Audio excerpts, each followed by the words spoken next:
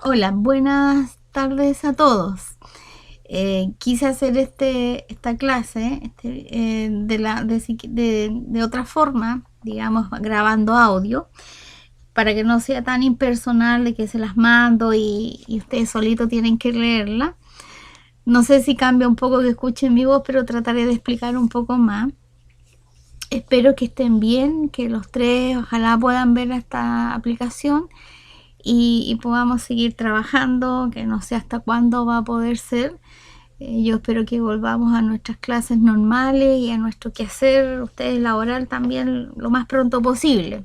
Pero eso significa de que estemos libres de toda cosa de salud, ¿ya? Bueno, nosotros en el trabajo con familia y en nuestra escuela, generalmente vamos a tener que hacer estrategias o trabajar con las familias más vulnerables. Ya hemos escuchado ese concepto muchas veces, la vulnerabilidad, y decimos, ¿qué es lo que es ser vulnerable? Por lo tanto, llegamos a lo que es el concepto de pobreza, ¿ya? Y vamos a ver quién se entiende universalmente por el concepto de pobreza y además también qué entiende nuestro país o cómo tiene definido Chile la pobreza en nuestro país. Ya cada país tiene sus índices, por lo cual puede determinar si una persona o un grupo familiar está sobre la línea de la pobreza o bajo la línea de la pobreza. ¿Ya? Eso es lo que pretendo hoy día que podamos dilucidar, ¿no es cierto? Y que nos quede claro este concepto de pobreza. Primero un dato referente que la población en Chile actual, desde el último censo, en el 2017, ¿verdad? La INE, que es el Instituto Nacional de Estadística, proyecta que hay más de 18.751.405.000 habitantes, personas en Chile, y se estima, ¿verdad?, con los índices de natalidad más las inmigraciones, que llegará a una cifra alrededor de 21,6 millones de habitantes en nuestro país, ¿ya? Esta población, ¿no es cierto?, está distribuida entre 9.244.484 hombres y 9.506.921 mujeres. Como comprenderán ustedes, la cifra entre hombres y mujeres no es tan grande, la brecha tan grande como era hace unos años atrás, ¿ya? Que decía que había mucho más mujeres por hombre. Ahora no es tanta la diferencia. Ese es un dato aparte, ¿no?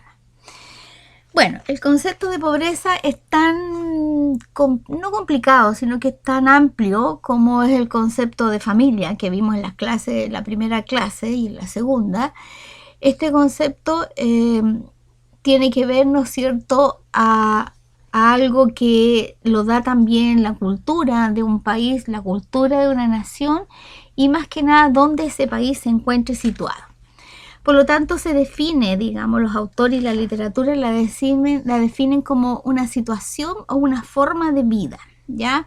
La pobreza no es inherente a las personas, sino que es una condición de vida, ¿ya?, que se enmarca dentro de la imposibilidad que tienen las personas de tener acceso a todos los recursos para satisfacer más que nada las necesidades básicas, y no solamente lo alimenticio, sino que también lo psíquico, lo físico, ¿verdad? Y todo lo que implica la vida humana. En este caso, que tiene que ver también, si lo conectamos con ¿cómo se llama? Las características que tenía la familia, cuáles son los roles que tenía que cumplir, que está la alimentación, la vivienda, la educación, la asistencia sanitaria o el acceso al agua potable, ¿ya? También otra literatura dice que también se considera por la falta de medios para poder acceder a tales recursos.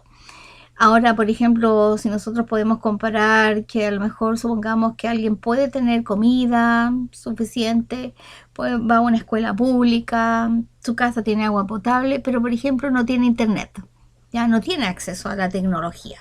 También podríamos decir que está dentro de un rango de pobreza porque le faltan los medios para acceder, en este caso, a la tecnología.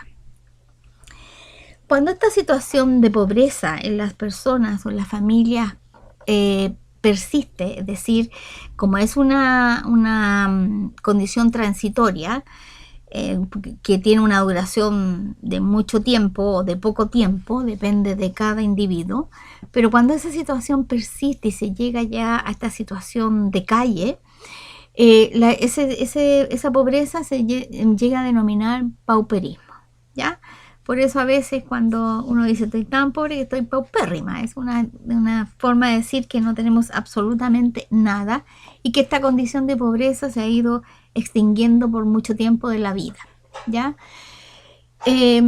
También esta aplicación del concepto pobreza, como decía anteriormente, que tiene que ver con los países, también es un índice, un criterio de comparar con países desarrollados con países subdesarrollados, ¿ya? Y ahí hay una primera definición amplia de pobreza en que se denominó a aquellos países con mayores recursos en desarrollo y países con menos recursos en subdesarrollo. Y dentro de esos países subdesarrollo está América Latina, ¿ya? América del Sur, ¿no es cierto? Algunos países de África, etcétera. Por lo tanto, si ustedes ven que el concepto de pobreza es fundamentalmente económico, ¿ya? También, como tiene un impacto económico, también tiene un impacto político y sociológico, porque piensen ustedes que las personas que están en una cierta pobreza están también, viven, ¿no es cierto?, llamémoslo así, en un espacio físico distinto que aquellas que no están en pobreza. También la pobreza va en otros ámbitos espirituales, como por ejemplo hay una pobreza voluntaria que hacen los monjes o las personas que se dedican a una religión, ¿no es cierto?, en lo que tiene que ver con los votos de pobreza y de castidad, de obediencia frente a un determinado credo, ¿ya? Hay pobreza de espíritu, decimos nosotros, cuando la persona no cumple a lo mejor para nosotros como las conductas o los valores, ¿no es cierto?, que tienen que ver con el apoyar al otro, el estar con el otro, la empatía, la solidaridad, ¿no es cierto? Cuando esas personas están en unos antivalores, nosotros a veces decimos son pobres de espíritu, ¿ya? Por lo tanto, para que ustedes vean que el concepto pobreza se ocupa en determinados contextos. ¿Cómo sabemos, ¿no es cierto?, que cuáles son las características principales que podemos decir de que un país, ¿no es cierto?, está en subdesarrollo o una familia o una persona está en una situación de pobreza? Y porque le faltan algunos de estos elementos. Por ejemplo, una falta de salud, ¿ya? Falta de salud, ¿verdad? Ahora, después vamos a ver cómo el país, ¿no es cierto?, a cada uno de estos elementos tiene políticas públicas, buenas o malas, pero las hay.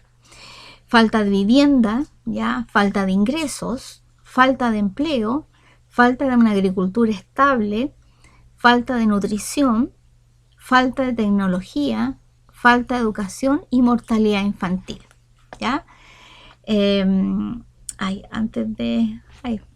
Déjenme devolverme. Antes de continuar en esto, si miramos estos aspectos, podemos decir que falta de salud, o sea, hay salud en nuestro país, pero no es la suficiente. O sea, ninguna es suficiente, nunca, ni en los países más desarrollados. También hay una clara falta de vivienda, hay falta de ingresos, ¿verdad? Porque hay mucho desempleo y entre el estallido social también ahora y el coronavirus, que esta última pandemia, ¿no es cierto?, esta falta de empleo ha subido enormemente. También hay poca agricultura estable, porque la agricultura en nuestro país no tiene tanta subvención, ¿verdad? Y los agricultores, entre también lo climático, las sequías y la falta de apoyo estatal, también hace que no sea una agricultura estable. En cuanto a la nutrición, ahí Chile podemos decir que en cuanto a la nutrición infantil, ¿ya? Asociada a la mortalidad infantil, ahí sí que Chile ha superado bastante a otros países, ¿ya? El índice de mortalidad infantil por falta de nutrición en nuestro país es casi inexistente. Sí, casi 40, 50 años atrás, los que estábamos en colegios, ¿verdad?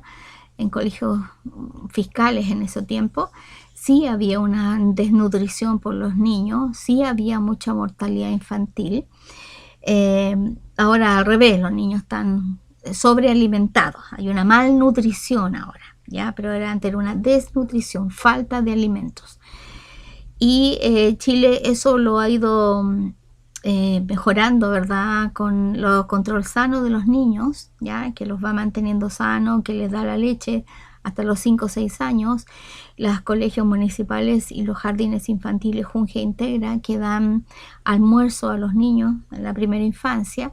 Por lo tanto, con esas pocas políticas públicas que he ido nombrando, de alguna forma ha superado la nutrición y la mortalidad infantil, que en otros países de América todavía es alto el porcentaje. El resto de elementos sabemos que estamos al debe. En la falta de tecnología, ahora sí, puede que algunos hogares más pobres no tengan acceso a la tecnología, como tener internet, una cosa así. Pero Chile es un país que está conectado de norte a sur, por lo tanto Chile es un país que sí tiene acceso a tecnología. Y la verdad que nuestros habitantes, yo diría que estoy inventando la cifra, pero diría que un 80-90% tiene acceso a la tecnología, tiene celular, tiene televisión en su casa.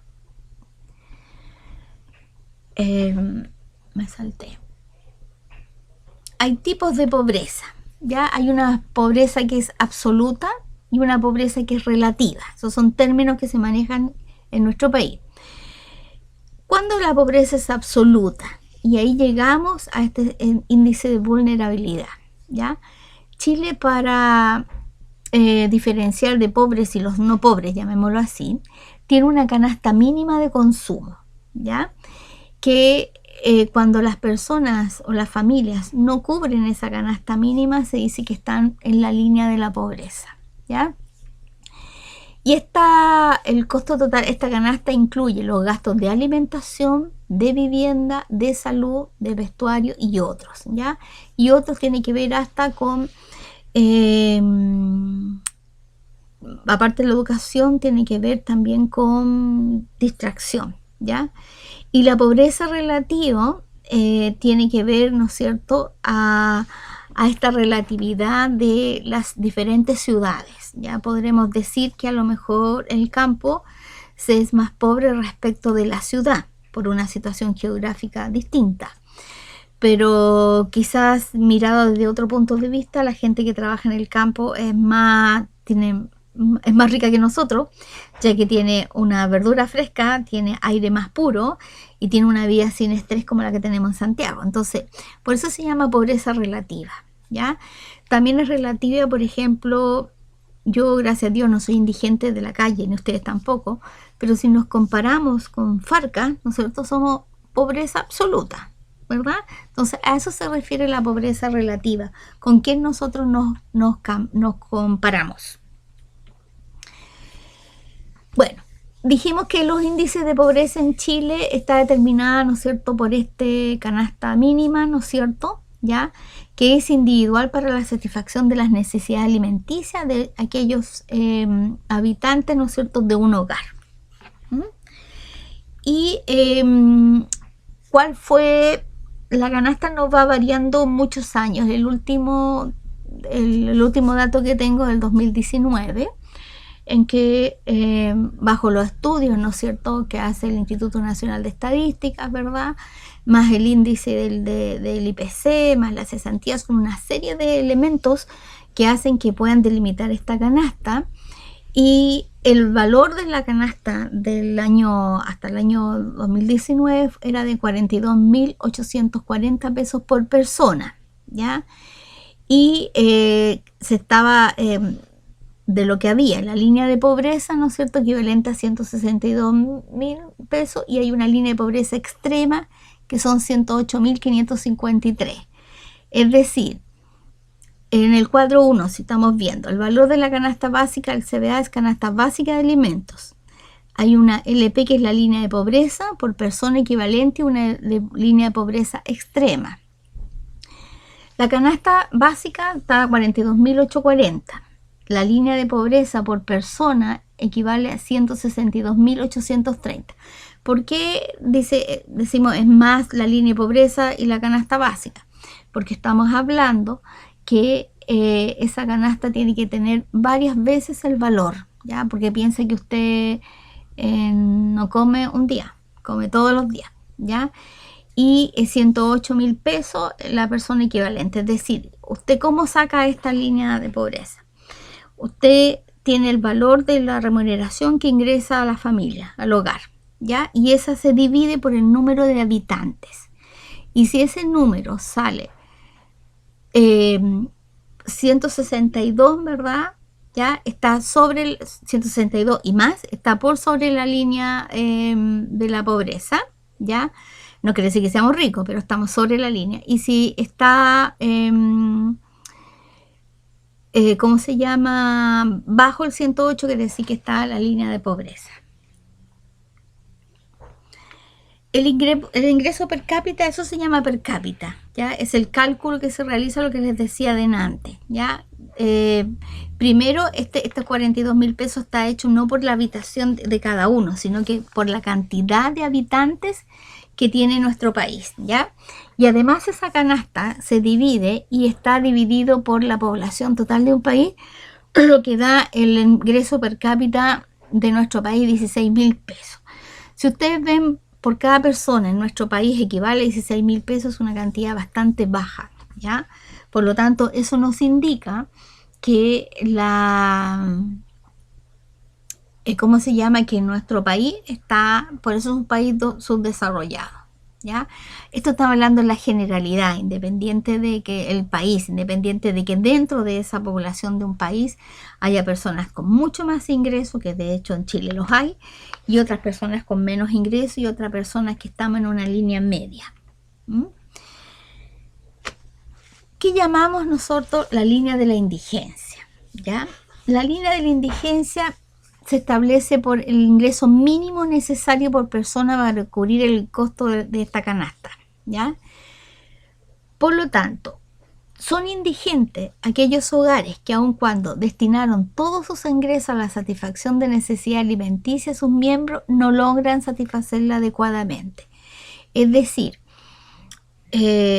por ejemplo, la gente que vive en campamento, ya la gente que vive en campamento, ¿no es cierto?, que todavía los hay en Chile lamentablemente, no tiene agua potable, ¿ya? Por lo tanto, si no tiene agua potable, es una necesidad básica, ¿no es cierto?, para la elaboración de alimentos, para su aseo, para su salud, ¿verdad? Tiene además sueldo mínimo y tiene 4, 5, 6 personas que están a su cargo. Por lo tanto, son indigentes porque no, ¿cómo se llama? Porque no, ¿cómo se llama? No logra satisfacer las necesidades de cada uno con esa canasta mínima. Y además también se agrega a estos indigentes aquellas personas que no tienen un contrato fijo, por lo tanto no tienen imposiciones, generalmente tienen trabajos esporádicos, ¿ya? Y en esta suma, cuando se habla de los indigentes y no indigentes, en la ley lo dice que se excluye al servicio doméstico puerta adentro de su núcleo familiar.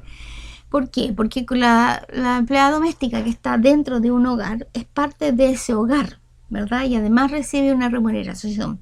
Por lo tanto, ella no podría ser indigente porque está viviendo de un hogar supuestamente más acomodado. Bien. Según la encuesta CACEN del 2015, reveló que el porcentaje de las personas en situación de pobreza por ingresos bajos en el país es un 11,7%, ¿ya?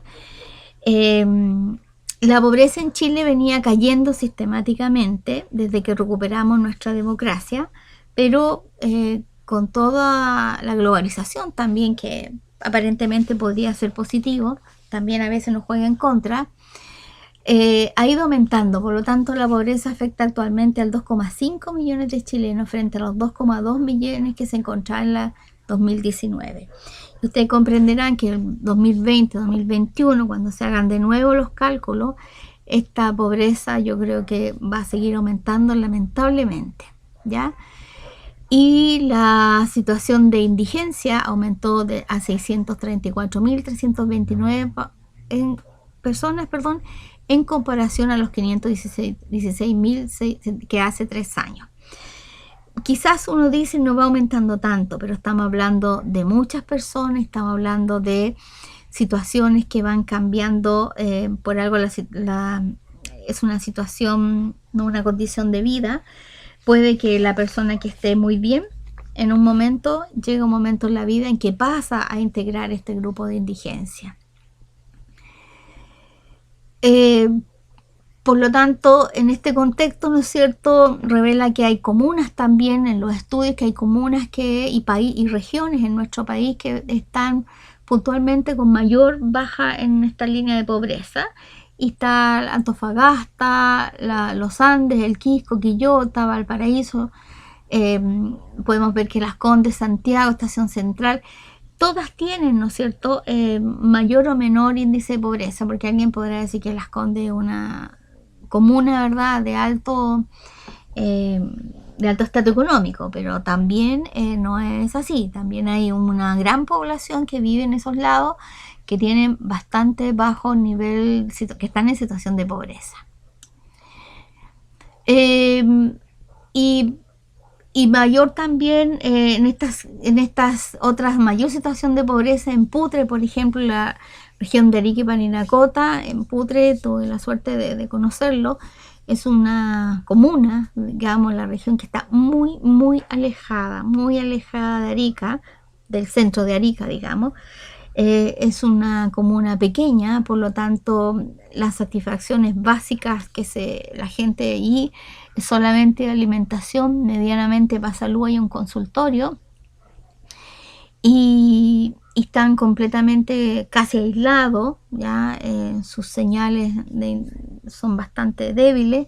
Por lo tanto, hay en extrema pobreza, en Cañete, Biobío, Carahue, Lautaro, Nueva Imperial, Coyipulli, en la Araucanía en general, hay sectores de bastante pobreza. Bueno, todos los países, ¿no es cierto?, cuando llegamos al año 2000, antes de llegar al año 2000, en la ONU, ¿no es cierto?, en las Naciones Unidas, los países ya hicieron unos acuerdos, ya, y se hicieron unos 8 objetivos, ¿verdad?, del desarrollo para hacerlo en este milenio, es decir, en el milenio de los años 2000, ya. Y ellos acordaron, estos 189 países de las distintas naciones, ¿verdad?, acordaron conseguirlo para el 2015, tener avanzado en estos 8 objetivos. Naturalmente ni en el 2015, ni ahora en el 20, ni en el 30, ni en el 50 vamos a decir que estos objetivos están cumplidos satisfactoriamente, porque quizás se cumplen algunos, pero se producen otros nuevos, ¿verdad?, porque las condiciones han ido cambiando. Yo creo que no estábamos tan preparados ni como país ni como mundialmente se ha visto para esta pandemia, por ejemplo, en que nos vimos que nuestro sistema de salud y el sistema de salud mundial, a pesar de que nosotros sabemos que en Europa hay mejores condiciones médicas que acá, que colapsaron igual, ¿no es cierto?, frente a una cosa tan poco llevadera, ¿no es cierto?, como es una pandemia, que no creo que va a ser la última tampoco, ya por la tecnología, por el cambio climático, por lo que sea, no va a ser esperamos que estoy hablando, a lo mejor me estoy adelantando, pero yo creo que no va a ser la única pandemia que tengamos, ya. El cambio climático ha ido cambiando la naturaleza, ha ido cambiando todo ser viviente que hay en el planeta. Quizás nosotros tuvimos la culpa, no sabemos si no lo vamos a ver, quizás nuestros nietos sabrán, tendrán las explicaciones, pero estos 8 objetivos, como les decía, son muy difíciles de decir. Ningún país puede decir yo lo tengo completamente superado, unos más que otros menos, y de hecho al tenerlo mayormente superado, podemos decir que es un país en desarrollo o un país en subdesarrollo. Estos son los ocho objetivos. El uno era erradicar la pobreza extrema y el hambre, ¿ya? Hablemos de Chile, ya que son los datos que más tenemos y más encima y más un conocimiento más cercano, ¿ya? Los otros países nosotros podemos verlo en las noticias o las personas que han viajado se pueden dar cuenta, ¿verdad? Pero en Chile se han hecho todas las políticas públicas, ¿no es cierto?, para erradicar una pobreza extrema y el hambre. Yo, frente a la pobreza extrema, quiero decir algo que quizás puede ser más que nada por vieja y por lo que me ha tocado vivir.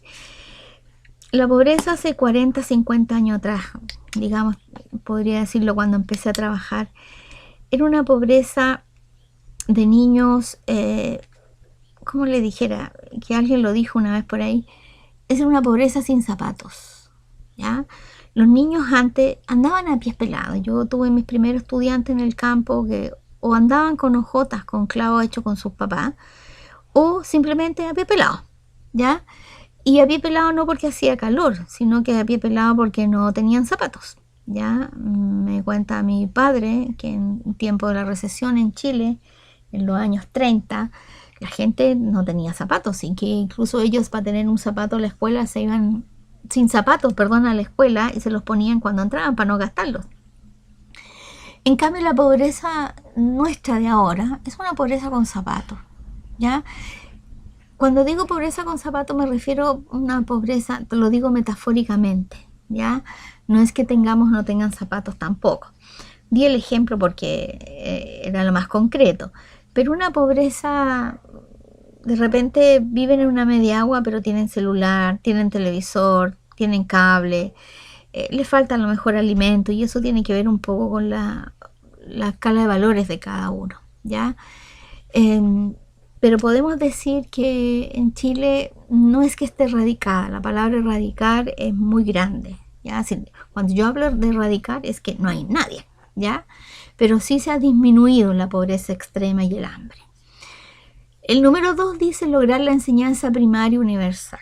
Chile tiene bajo su constitución y en la ley la enseñanza obligatoria, no solamente la primaria, sino que tiene también la secundaria y está en vías de tener, ¿no es cierto?, la terciaria, ¿ya? Pero en el país hay escuelas públicas gratuitas desde los niveles de educación parvularia hasta cuarto medio. Este objetivo que dice lograr la enseñanza primaria universal se refiere a que todos los países del mundo logren tener esta enseñanza primaria, ¿ya? Y sabemos que todavía hay países que tienen un alto índice de alfabetización. Chile afortunadamente tiene casi nulo el índice de alfabetización, ¿ya? Donde viva algún ciudadano por lo menos tiene las nociones mínimas de leer y de escribir. El número 3 dice promover la igualdad entre los géneros y la autonomía de la mujer. Es un tema, ¿no es cierto?, que ha costado mucho y que creo que Chile en eso también en estos últimos años ha ido avanzando bastante, ¿verdad? Significa también la igualdad de género tiene muchos anexos, no es solamente que sean respetados hombres y mujeres de la misma forma, sino que tiene que ver con la economía, tiene que ver con los cargos, tiene que ver con el estudio, tiene que ver con una serie de elementos, ¿no es cierto?, que se han ido saliendo de a poco, ya en las mismas cambios sociales, en las marchas sociales, en los movimientos, ¿verdad?, donde se promueve esta igualdad. Todavía estamos muy al debe en eso, pero es nuestro deber y el de ustedes que van a formar las nuevas generaciones, que esto se vaya promoviéndose esa igualdad, ¿ya? Fíjese que no está en erradicar, está en promover que así sea, ¿ya? ¿Qué hago yo como educador para que esto sea así? El cuarto es reducir la mortalidad infantil. Ya lo había explicado de antes yo al principio que esta mortalidad infantil se refiere a estrictamente lo que es la desnutrición, Ya en nuestro país ya la mortalidad infantil, pues hay otras causas de mortalidad infantil como el cáncer, como accidentes, por supuesto, pero ya generalmente por desnutrición casi no hay, ¿ya? El número 5, mejorar la salud materna, es decir, cómo esta mujer que está esperando un hijo, ¿verdad?, tiene seguridad de alimentación, de salud. En Chile, ¿no es cierto?, están los consultorios, está el Chile Crece Contigo, hay muchos programas, ¿verdad?, que tienen que ver con el apoyo a la salud materna. Por lo tanto, toda mujer que tiene el acceso, ¿verdad?, a consultorio y a hospitales públicos, a estar durante sus 9 meses con asistencia de salud, ¿no es cierto? Y después también una vez que ha nacido su hijo. La número 6 dice combatir el VIH, SIDA, el paludismo y otras enfermedades. Aquí también no dice erradicar ni dice promover, sino dice combatir, es decir, cómo los pueblos, ¿verdad?, los países colocan recursos, porque eso tiene que ver con recursos, ¿verdad?, para combatir el SIDA, ¿no es cierto?, el paludismo no lo tenemos nosotros y otras enfermedades, ¿verdad?, y tiene que ver con la prevención, ¿verdad?, una buena educación sexual, ¿no es cierto?, y una buena educación sanitaria. El número 7 dice garantizar la sostenibilidad del medio ambiente, ¿ya? Y aquí también Chile también hizo digamos, un movimiento, ¿verdad? Antes era la CONAMA, la Corporación Nacional del Medio Ambiente, que hace ya varios años pasó a ser Ministerio del Medio Ambiente. Y al ser Ministerio del Medio Ambiente significa que hay recursos del Estado para ese ministerio, para garantizar la sostenibilidad en el medio ambiente. Chile tiene recursos forestales resguardados por la ley, ¿ya? Pero igual, ¿no es cierto?, todavía nos falta, yo creo, como ciudadanos, una conciencia de esta sostenibilidad del medio ambiente. La última ley que se hizo de las bolsas, llamémoslo así, digamos, también es una ley que de alguna forma está ayudando a esta sostenibilidad del medio ambiente. Nos queda mucho. Y yo creo que el mayor compromiso, en este caso ustedes, como educadores, es cambiar, ¿no es cierto?, crear la conciencia en sus niños, en sus niñas, por lo tanto, las familias de estos niños, para la sostenibilidad de este medio ambiente. Y finalmente el último, que dice fomentar una asociación mundial para el desarrollo, ¿ya? Estos países creen que también debiese de haber una asociación, ¿no es cierto?, en que de alguna forma el estar juntos, países desarrollados con subdesarrollados, logren, ¿verdad?, ayudas económicas o ayudas sociales, ayudas culturales unos con otros. Yo creo que este último lo dejaron último porque es bastante utópico, porque lamentablemente, yo no digo que no se vaya a crear, pero lamentablemente cada país, ¿no es cierto?, de repente tiene, yo hablo de las naciones más desarrolladas, no estamos hablando de Chile, un cierto egoísmo de querer ser los mejores y los mayores. Ya estoy hablando de Rusia, Estados Unidos, ¿verdad?, que son grandes potencias, ¿verdad?, que cuidan lo suyo, ¿verdad?, y a veces son reacios al Medio Oriente, ¿no es cierto?, reacios a cómo compartir con los demás. Pero no, a lo mejor no se puede hacer en gran escala, pero sí los intercambios de repente, ya esta globalización de que haya apertura del comercio, en que un país pueda vender su materia prima a otro país, ¿verdad?, y llevar recursos a su país y a su vez comprar otra materia prima que no tiene, eso ya es fomentar una asociación mundial para el desarrollo. Bueno, dejamos esos 8 del milenio que ya se han dado cuenta de los resultados y cada país puede dar cuenta del suyo, para ir al registro social de hogares. Volvemos a nuestro país. Antes se llamaba ficha de protección social, ahora es un registro social de hogares, ¿ya? Y que para nosotros en Chile es el principal instrumento de medición y evaluación de la política social existente, ¿ya?, que caracteriza la pobreza y la distribución del ingreso en cada uno de los hogares, ¿ya? ustedes van a estar en los colegios, van a ver que para ciertas cosas, ciertas becas a lo mejor que necesitan sus niños o niñas, les van a pedir este registro social de hogares, ¿ya? Y por lo tanto, según el puntaje que tengan en esta ficha, que es una ficha igual, ¿verdad? Pero es un registro, que tiene antecedentes, ¿no es cierto?, de que si son o no son esa familia, que digamos que pueden tener acceso a los programas sociales, ¿ya? Por ejemplo, a esos bonos que da el gobierno, ¿verdad?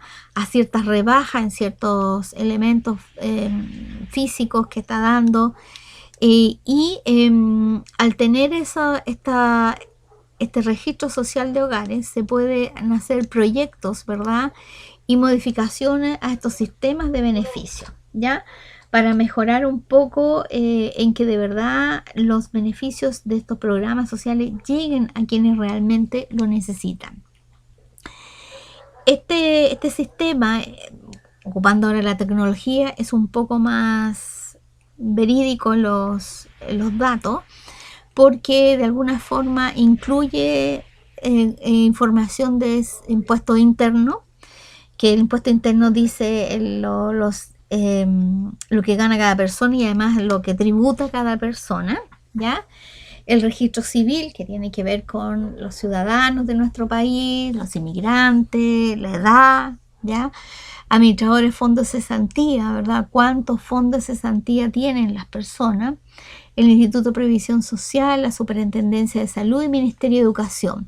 El Ministerio de Educación, ¿no es cierto?, tiene que ver con el nivel educacional que tengan las personas. Y va a ser implementado gradualmente, ¿ya? Los hogares no tienen, yo decía antes, hablé de puntaje, pero esos puntajes se transformaron en lo que ahora llamamos los tramos de calificación socioeconómica para acceder a los distintos bonos y ayudas. Y en estos tramos están lo que llamamos, no sé si lo tengo aquí, no lo puse, pero es lo que llamamos nosotros los quintiles, ¿ya? Que no lo quise poner acá en esta presentación porque ya no es algo que nos nos compete como profesores. Si quieren, ustedes saben, lo pueden buscar cómo se forman los quintiles. Y ahí dentro de esos quintiles están los que pueden optar en el caso de la educación superior, ¿verdad? La gratuidad, etcétera, y otros distintos bonos y ayuda económica, como ciertas becas que da el Estado, ¿ya? Bueno, espero que por esta vez esto que he hablado se haya grabado, espero. Es mi idea para que no sea tanto que ustedes lo lean solito y tratando de dar explicaciones a esto, porque no es lo mismo estar en una clase, digamos, en línea que una clase presencial. Lo más probable que hubiesen surgido de ustedes muchas acotaciones, que son personas que están en el mundo laboral, que tienen mucho que decir, habrían sido muchos aportes a esto, pero lamentablemente vamos a tener que ser así. Yo por esta vez no les voy a dar talleres para que se me pongan al día en todos los demás, no les voy a dar taller de esto, y lo que sí me gustaría que cada uno, si quiere, formule una pregunta para el grupo, así como un tipo de foro que podamos hacer y que lo vamos contestando. Quizás ocupemos el WhatsApp, ¿ya? Voy a ver si en otra clase puedo ocupar otro medio, a lo mejor nos podemos conectar por Skype o por Zoom, ¿verdad? Cosa que a lo mejor nos podamos ver. No he querido incursionar en eso porque yo sé que ustedes están muy complicados, o sea, les quita mucho tiempo en las clases de sus otros profesores. Traté de que este lectivo fuera un poquito más, no sé, no simple, pero un poquito menos angustioso de lo que podría ser las otras asignaturas que tienen ustedes. Un abrazo para cada uno y nos vemos el próximo lunes.